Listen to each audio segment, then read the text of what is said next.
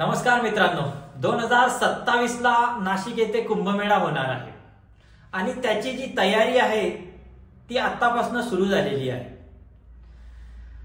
आणि त्याची सुरुवात ही तपोवनापासून सुरू झालेली आहे। नुकताच महानगरपालिकेने एक निर्णय घेतलेला आहे की तपोवनातले 1700 किंवा 1800 झाडांची तोड होणार आहे। कशासाठी? तर ते साधू संतांच्या राहण्याची व्यवस्था करण्यासाठी। मित्रांनो, तपोवन हे नाशिककरांसाठी एक जीवन संजीवनी आहे, एक विसाव्याचं ठिकाण आहे आणि जे शहरातलं जे काही क्लायमेट आहे त्याला संतुलित करण्यासाठी, ऑक्सिजन खेळतं राहण्यासाठी तपोवनाचा खूप मोठा वाटा आहे। आणि अशा तपोवनाच्या ठिकाणी 1700 ते 1800 झाडं तोडण्याचा निर्णय ज्या महानगरपालिकेने घेतलेला आहे हा किती हास्यास्पद आहे। आणि त्याचं कारण त्याच्यापेक्षाही हास्यास्पद आहे की साधू महंतांसाठी साधू ग्राम तिथं बांधणार आहे। मित्रांनो, साधू संत महंत किंवा हिंदू प्रचारक यांच्याविषयी सर्वांच्या मनात आदर आहेच आणि तो असायलाही हवा, कारण आपल्या धर्माचं प्रतीक ते आहेत। परंतु त्यांना तरी वाटेल का की 1700 किंवा 1800 झाडं तोडून त्यांच्यासाठी राहायची व्यवस्था तिथं व्हावी? असे कुठले साधू संत आहे की ते म्हणतात की झाडे तोडा आणि आमच्या राहायची व्यवस्था करा? किती हास्यास्पद निर्णय महानगरपालिकेने घेतलेला आहे आणि मंत्र्यांनी घेतलेला आहे। आधी तर झाडांवरती खुणा मारलेल्या आणि नंतर जेव्हा वृक्षप्रेमींनी काहीतरी त्याविषयीचे आपले मत मांडले किंवा चिपको आंदोलन केलं, तेव्हा यांना जाग आली आणि म्हणतात की आम्ही हरकती मागवायला सुरुवात केलेली आहे आणि हरकती मागवणार आहे। कालच यांनी त्याच्यासाठीची एक मीटिंगही घेतलेली आहे वृक्षप्रेमींसाठी। तिथं काय कुठले अधिकारी आलेत आणि काय ते ऐकून घेतलेलं आणि आम्ही वरती कडू असल्या प्रकारचे काहीतरी निर्णय तिथं काय घेतले ते त्यांनाच माहिती। परंतु मुद्दा महत्वाचा हा आहे की लहानपणापासून आपल्याला शिकवलं जातं की झाडे लावा, झाडे जगवा आणि त्याच प्रकारचं शिक्षण आपल्याला लहानपणापासून दिलेलं जातं की इन्व्हायरमेंटला कसं आपण व्यवस्थित ठेवूया, त्याचा आपल्या जीवनावरती काय परिणाम होतो या गोष्टी आपल्याला शिकवण्यात येतात। तुकाराम महाराजांच्या अभंगामध्ये सुद्धा दिलेलं आहे की वृक्षवल्ली आम्हा सोयरे, परंतु काय हे अंमलात आणलं जातंय?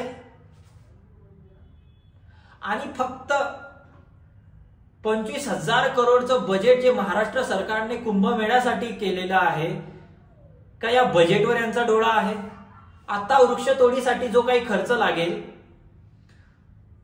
आणि नंतर त्यांचं म्हणणं आहे की एका झाडाच्या बदलीत आम्ही 10 झाडे लावू।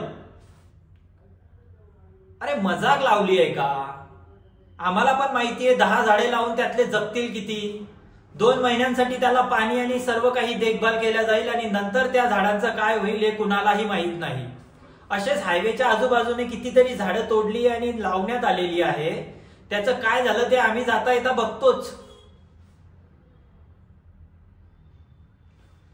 मग अशा प्रकारे शहरातले 1700 झाडं तोडून तुम्ही काय नाशिकला दिल्ली करायचं आहे का तुम्हाला?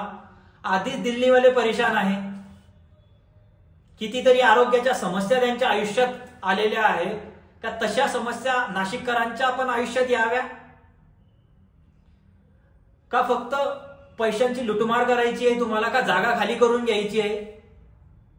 साधू महंतांची सुद्धा इच्छा नसेल की झाडं तोडून त्यांचे साधुग्राम तिथं बांधावं आणि राहायची व्यवस्थाच करायची आहे, तर झाडाखाली होते ना।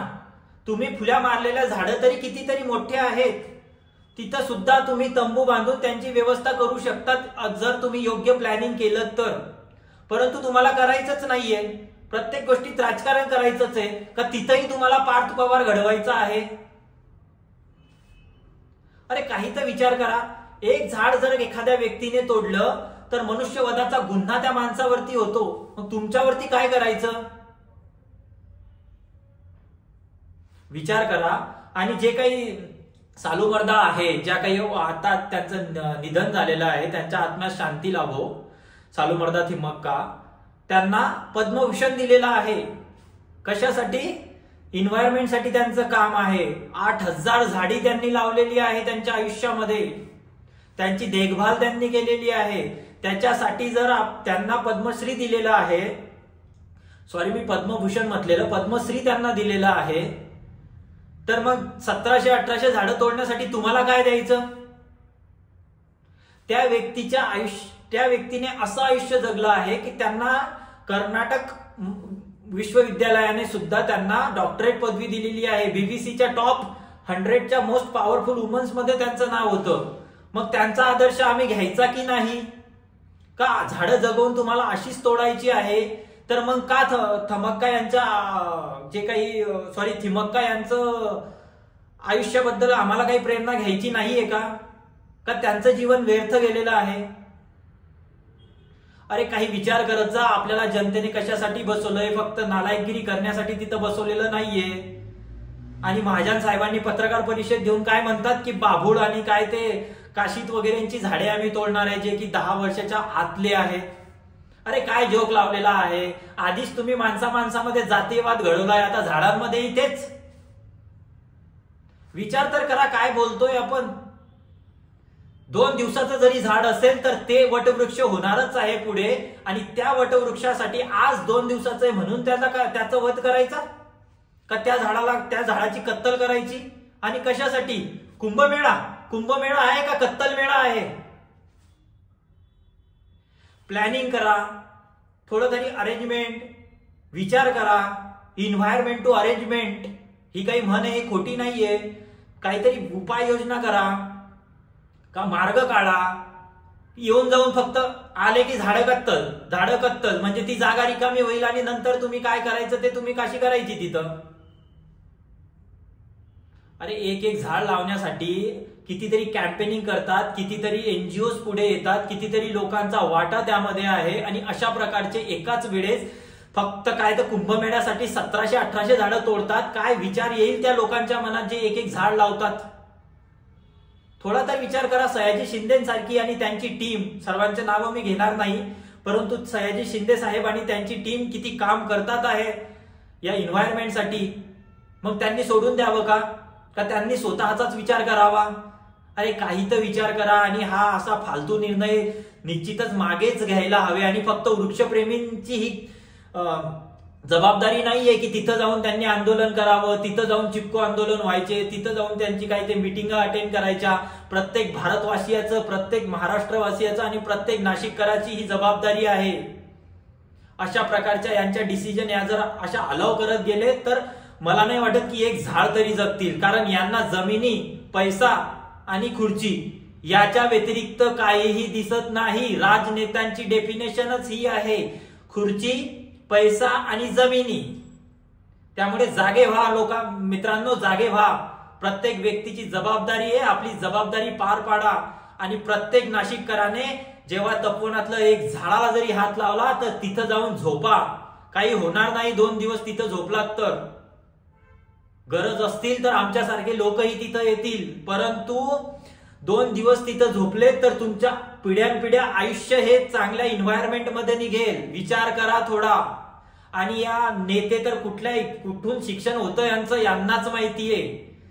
आणि कुठलाही साधू जो की खरंच साधू असेल, महंत असेल, त्याची सुद्धा इच्छा नसेल की तिथं झाडे तोड करून त्यांचं जे काही साधुग्राम आहे ते तिथं बांधावं. मला नाही वाटत. आणि असा जर कोणी पुढे आलाच तर मला नाही वाटत की तो साधू महंत असेल आणि हिंदू संस्कृतीचा प्रचारक असेल. करा विचार. विचार करा आणि असल्या नेत्यांना थोडा धडा शिकवा. जय हिंद, जय महाराष्ट्र.